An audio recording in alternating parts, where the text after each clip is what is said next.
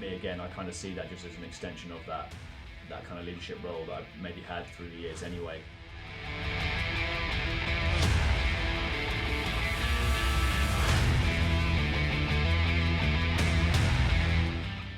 Yeah, it's a good honour to be named captain of Wales, and I'm really fortunate to be in that situation. But again, I think it's just about leading by example, and whether you're turning up to an Archer session or a Wales session, you need to be working hard, conducting yourself to the highest level you can.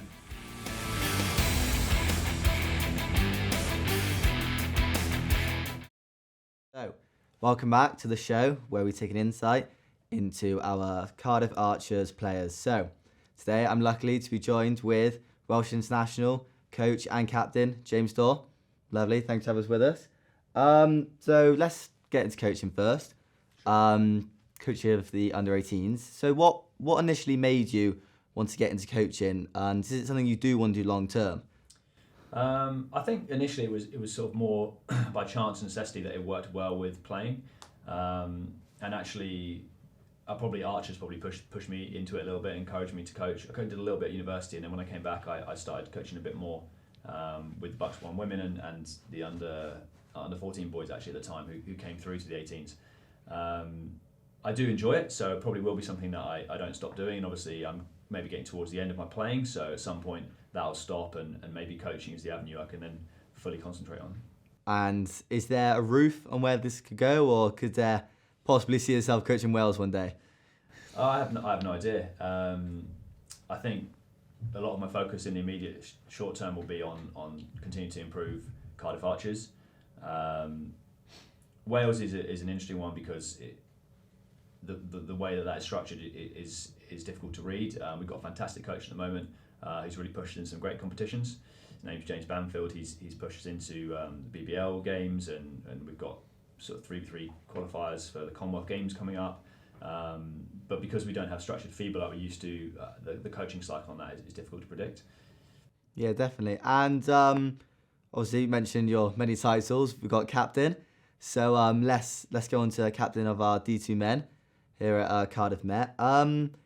Is it something still, obviously you said you come into the end of your playing career, do you still have the same level of pride when you lead the team out onto that court? Yeah, I mean, I absolutely love playing, so you're always going to be excited to do that.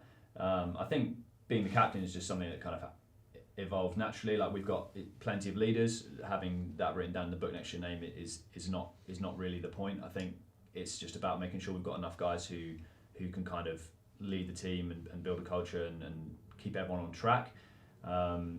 Obviously, in recent years, I've taken over as player coach. So that's come with its own challenges.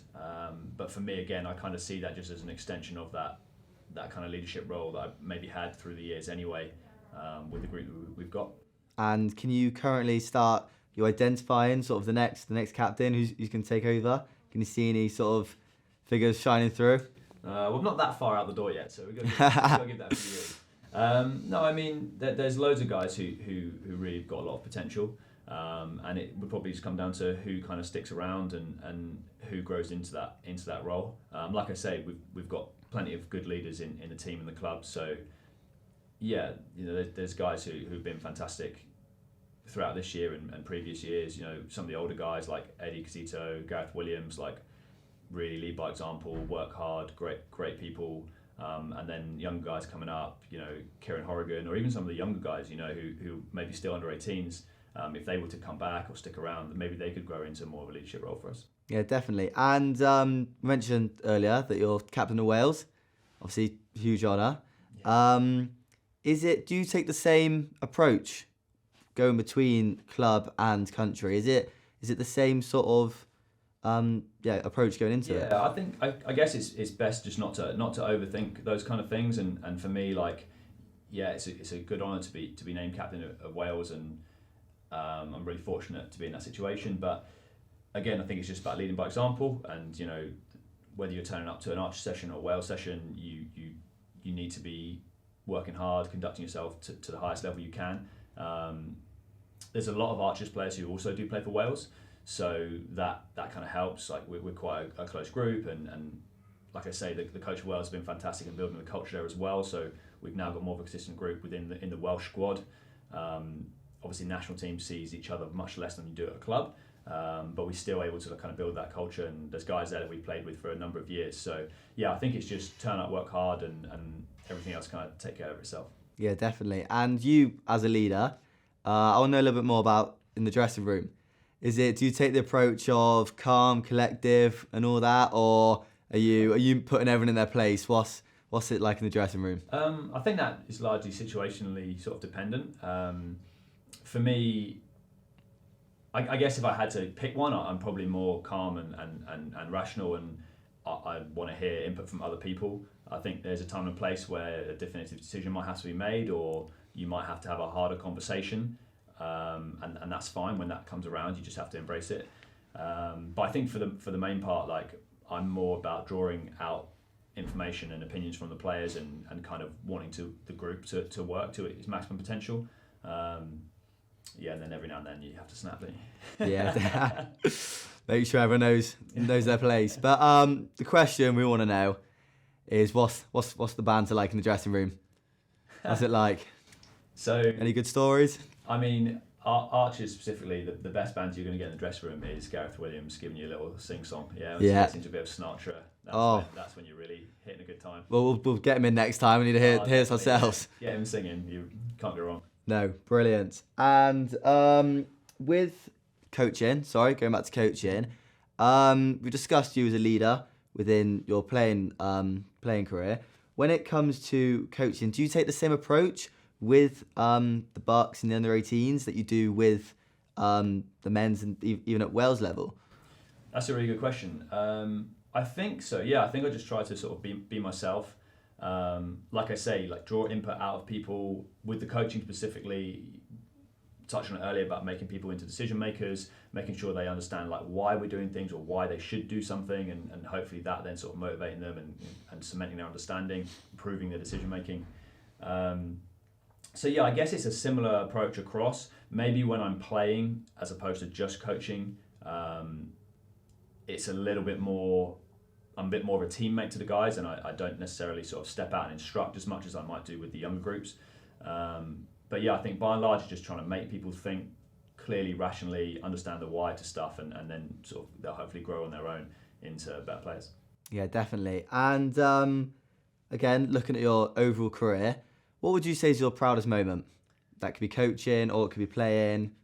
It's a really difficult one. I've been fortunate enough to do some great things. So I've coached for Wales in several capacities. I've managed to coach for GB. I assisted GB under-18 women's team for a competition. So I've done a lot of great things in terms of coaching. Probably my favourite spell of coaching would be maybe the under-16s year I had, where we won the Southwest. Just had a great group of kids that I'd had since they were like sort of 13, and they came through and had a really strong year. So that was an enjoyable year. In terms of playing, it's tough. There's a lot there. It's hard to pick a proudest moment. Like, we've had some great wins for Wales. Like, I really enjoyed one of our early wins against a tough D1 club that we previously lost to quite heavily. I thought that was a really, really big moment for us, and great for the coaching staff to get their first kind of big win in an exhibition game like that. And I've also enjoyed, I don't know, I was going to say I enjoyed those couple of leagues that I've won Bucks divisions, I've gone to Final Eights, I've won national leagues, but I guess it's not really a moment. I think it's more you look back and you actually enjoy the periods with certain groups of people, and there's a couple of teams like my university team, probably I think it was my second or third year, a really tight group. That spell of playing was amazing, and again, some of the guys I play National League with now, like, been amazing teammates. So I guess those kind of relationships and those periods in time have probably been more memorable than any specific moment. Yeah, definitely. And finally, and you're not allowed to say yourself, who has been the best player that you played with over your entire career? The best player I've ever played with? That's a hell of a question. Who have you just had to take a step back and be like, wow? That's a hell of a question. Yeah, I don't know, actually. That's really difficult. I played with some great players. I don't know if I can pick one guy. I've stumped you there, haven't I? Yeah, I think that's difficult. I'm going to dodge that a little bit. I'd say that the biggest thing for me is to play with guys who are self-aware and who are unselfish, and the difference that makes on the group.